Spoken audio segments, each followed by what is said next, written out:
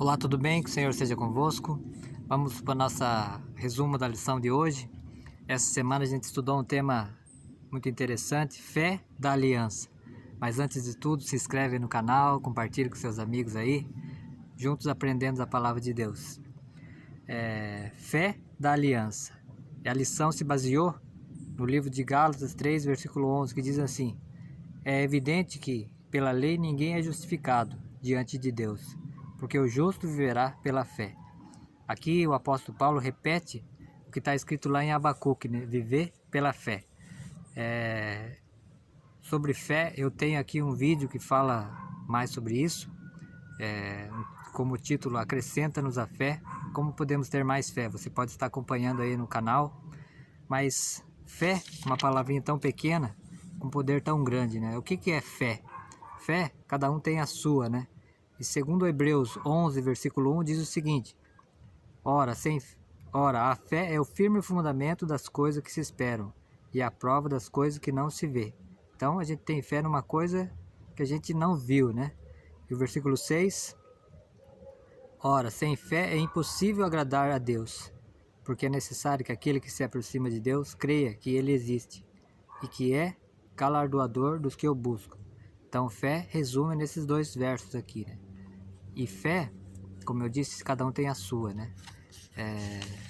Muitos têm fé num Deus criador, né? Outros têm fé que surgiu tudo que existe hoje do nada, né? Mas isso é fé, né? Cada um tem uma sua. Tem uma fé diferente, cada um tem um grau de fé, podemos dizer que maior que o outro, né? Quanto mais nos aproximamos de Deus, mais conhecemos sobre Deus, a nossa fé vai aumentar.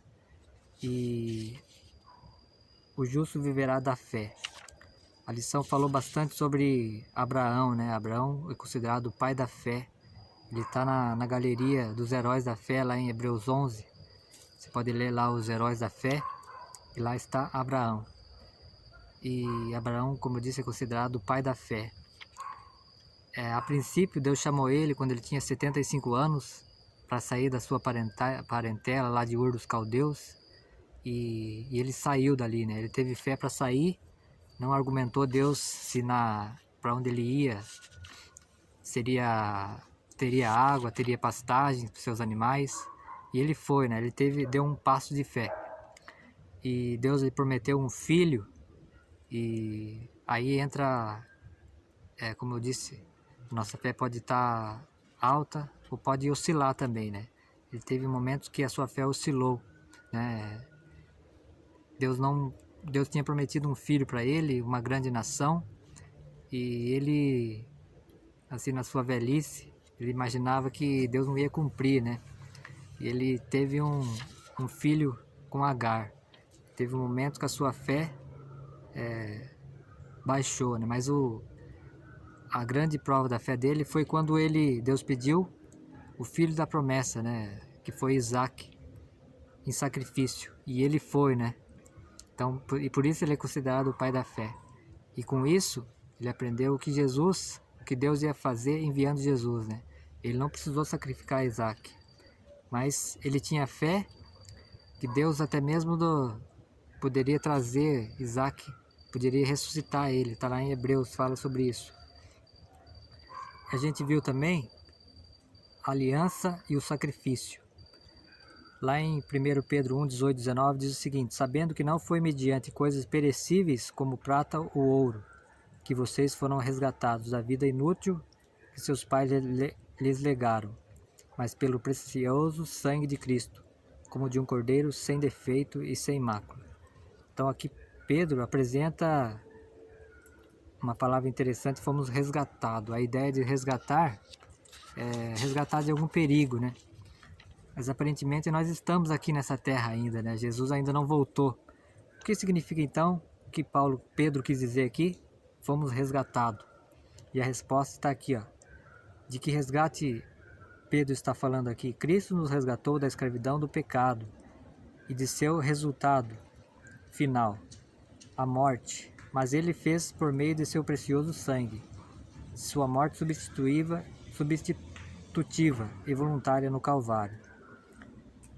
E também aqui, através desse ato de Jesus, olha o que diz lá em 1 João 5,11, e 13. 1 João,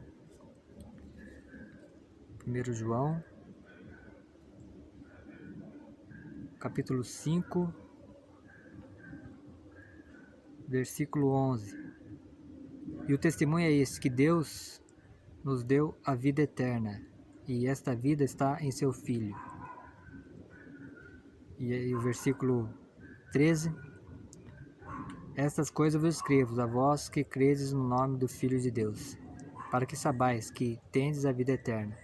Através do que Jesus fez, Ele nos dá direito à vida eterna. E para a gente ter essa vida eterna, a gente tem que exercer a nossa fé, né? Crer em tudo que Jesus fez por nós. E ainda falando sobre isso, fomos resgatados, né, da escravidão do pecado. Na lição de sexta, olha o que diz. Olha o que diz a mensageira do Senhor no livro Mensagens Escolhidas, volume 1, página 367. A única maneira pela qual o pecador pode alcançar a justiça é a fé. Pela fé, ele pode apresentar a Deus os méritos de Cristo, e o Senhor lança a obediência de seu Filho a crédito do pecador. A justiça de Cristo é aceita em lugar do fracasso do homem, e Deus recebe, perdoa, justifica a pessoa arrependida e crente. Trata-o como se fosse justa e ama tal qual ama seu Filho. É assim que a fé é imputada como justiça. Quando por meio de arrependimento e fé aceitamos a Cristo como nosso Salvador, o Senhor perdoa o nosso pecado e suspende a punição prescrita pela transgressão da lei. Então, vocês viram que interessante que fala aqui? É tudo pela fé, nós temos que ter fé em tudo que Jesus fez, né? Para a gente ter a salvação. Mas o que mais chamou minha atenção na lição de domingo, pede para a gente refletir sobre o Calvário. E eu encontrei um texto maravilhoso, também da Mensageira do Senhor, no livro Desejado de Todas as Nações, que fala sobre isso, né? Refletir sobre o Calvário.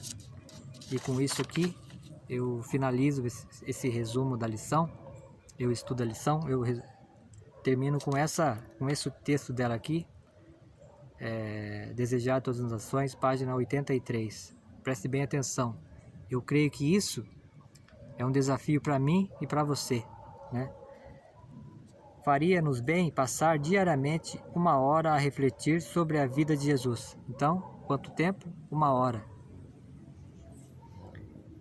Deveríamos tomá-la ponto por ponto e deixar que a imaginação se apodere de cada cena, especialmente as finais. Ao meditar assim o seu grande sacrifício por nós, nossa confiança nele será mais constante, nosso amor vivificado, e seremos mais profundamente imbuídos de seu Espírito. Se queremos ser salvos, afinal, teremos de arrepender ao pé da cruz, a lição de arrependimento e humilhação. Vocês viram que interessante que ela diz aqui? Como eu disse, é um desafio para nós, né? Pensar por 1 hora no que Jesus fez por nós, né? Esse tão grande amor demonstrado, né, por cada um de nós, né? Por mim, por você, por todas as pessoas, né? E temos que ter fé nesse Jesus que nos ama tanto, né? E pedir a Deus que aumente a nossa fé a cada dia, que aprendemos mais dele e testemunhando também do seu amor. Isso aí foi o resumo da lição dessa semana, a penúltima lição. Que o Senhor te abençoe grandemente e grave esse texto que eu li aqui. Um desafio para mim e para você. Será que conseguimos passar 1 hora a refletir sobre o que Jesus fez por nós? Que o Senhor te abençoe grandemente. Até um próximo estudo aí. A paz.